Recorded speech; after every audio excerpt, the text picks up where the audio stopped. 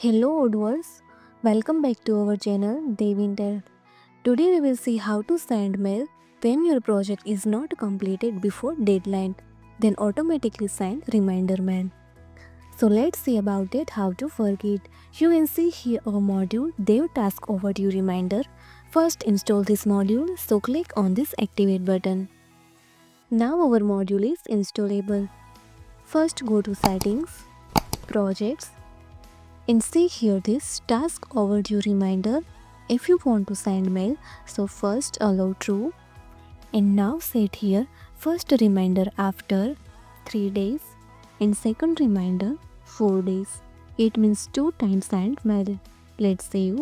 When you here set and then go to emails and check task deadline overdue reminder.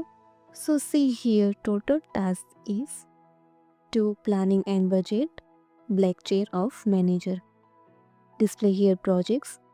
Deadline is 22/19 and overdue days is 4 and 7 days.